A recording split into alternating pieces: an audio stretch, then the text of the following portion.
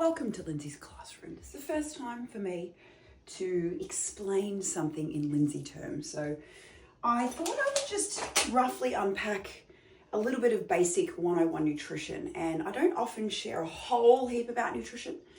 I definitely know it. And I think I'd like to be vulnerable in sharing nutrition the way that I see it. And maybe this might land and resonate with you. So we all go through stages, ebbs and flows of life. I know I certainly do. And the one that really rocks me is called winter. I get the winter blues every single goddamn year. I always end up with the winter blues. It's pretty crazy, and usually my nutrition is a part of the problem and a part of the reason why I probably get myself out of it. So I get stuck in this little ebb and flow here. Now, for some reason, as soon as I hit spring, my brain and my body just go, all right, that's enough. And I pull myself back into line for myself. I think there's a little part of ourselves that as we grow older, as we mature, as we move through life, we continue year on year to lose a little part of ourselves, lose a little piece of ourselves. And that's because we've now got kids, we've got probably a mortgage, I don't, but a mortgage or rent, then we've got work, then we've got friends, then we've got weekends and holidays. There's so many things that we start implementing into our life. We grow into it, having a partner, and then maybe having children. Like, life just keeps going on, and through these little winter ebbs of life and coming out, you lose a little part of yourself to all of these things. And I know for me that happens year on year, and without a doubt,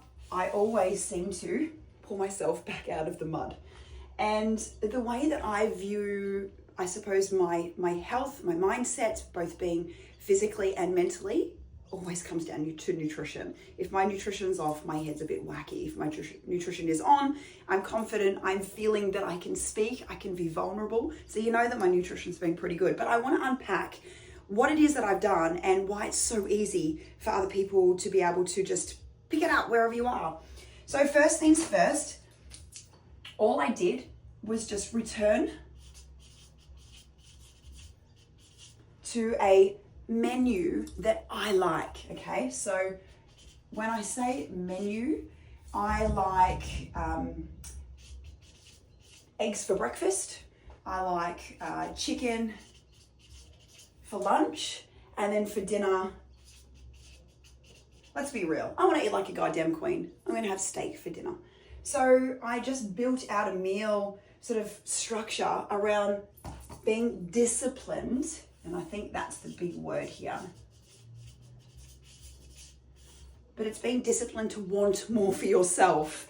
You remember, you miss you. You want to go back to how you feel. So that's being disciplined to want more for yourself.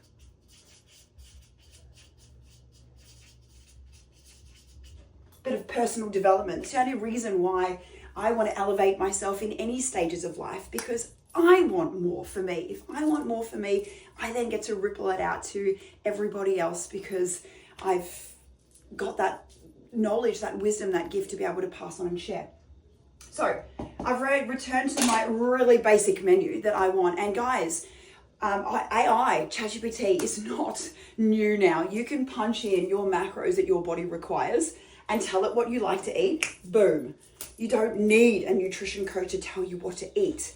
But when it comes to creating this nice little basic plan, focus around what you genuinely love, enjoy, and want to implement. So that's all I did. I just returned to a really basic menu.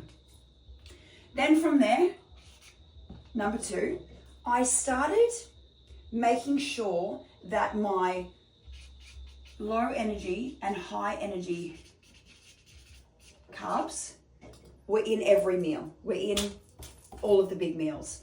So that makes sure that maybe with my eggs, I'm having toast. With my chicken, I might put it in a wrap. With my steak, I'm having potatoes with it. So making sure that those basic carbohydrates are in there, but then also not not removing or not negotiating with your low energy carbohydrates, the fibrous ones, the ones that keep us feeling full, and all of the plant life that we know that we need. So that was the next thing that I focused on and just made sure that they were in the menu that I want every day. So that's like week 1, week 2, basically.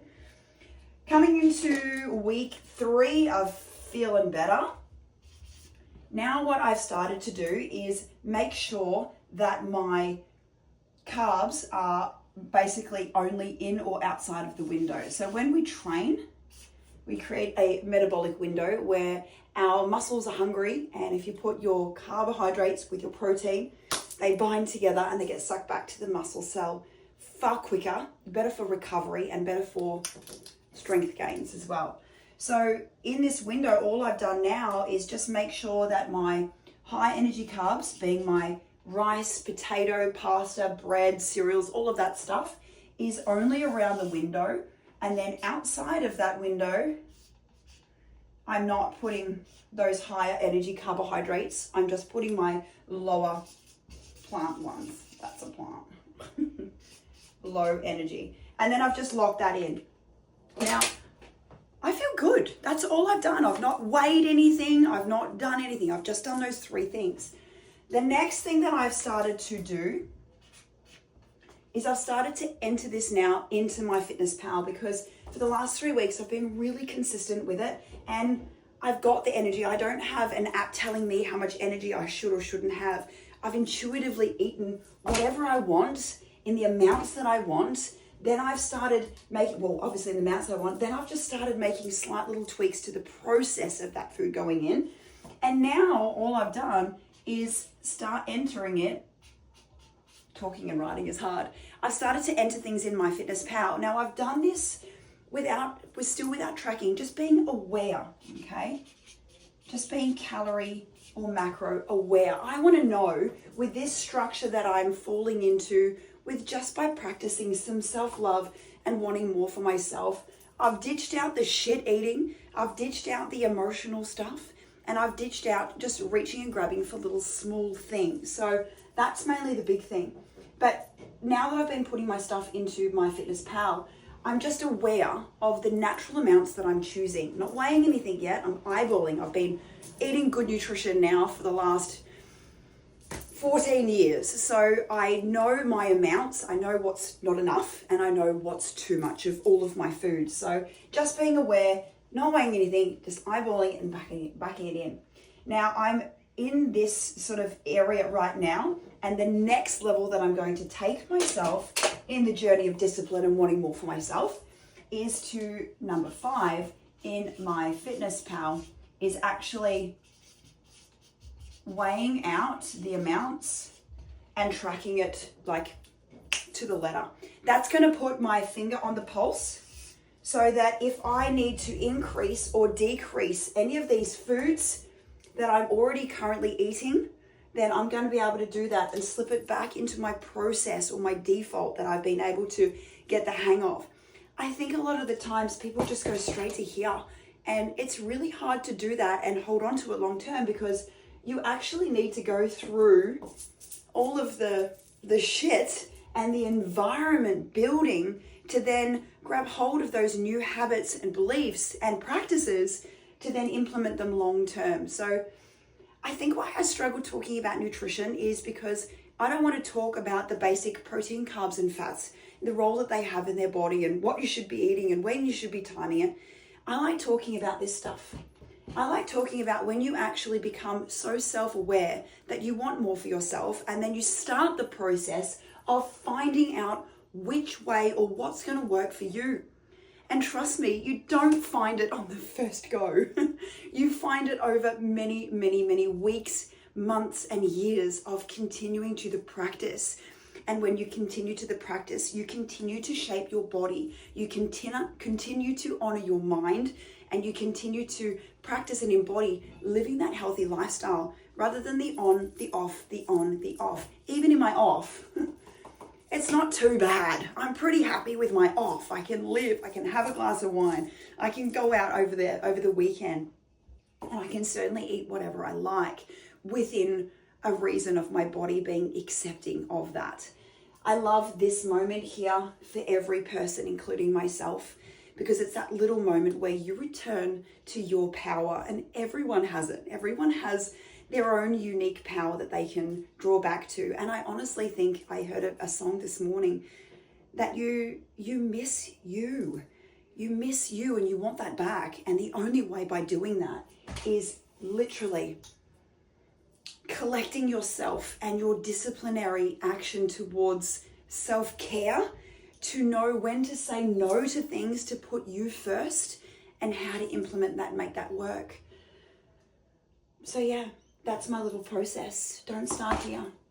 Start here. Work your way in easily. It's just like no different than a progressive overload method when we're training. We're not going to go straight for the heaviest dumbbells and hope that it gives us the muscle density that we want.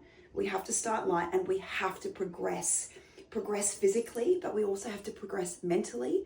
And I also think to keep it long term, you have to progress environmentally as well, because there's no good just having the mental and not the physical. And without the environment, you got nothing. So I really do see it as a triangle in that whole process. You have to have the mental, you have to have the physical, and then you have to have the environmental. And this one, these two are where I think a lot of people need to address and maybe might need to reach out to talk about these a lot more. So that's my brain. That's my little brain dump. Whether I post this or not, who knows? But I know that I need to show up in more ways because I can, because I want to, and it's a beautiful way for me to express myself. So if this did happen to make it to anything, let me know in the comments if it's good or if you were here and you made it to the end.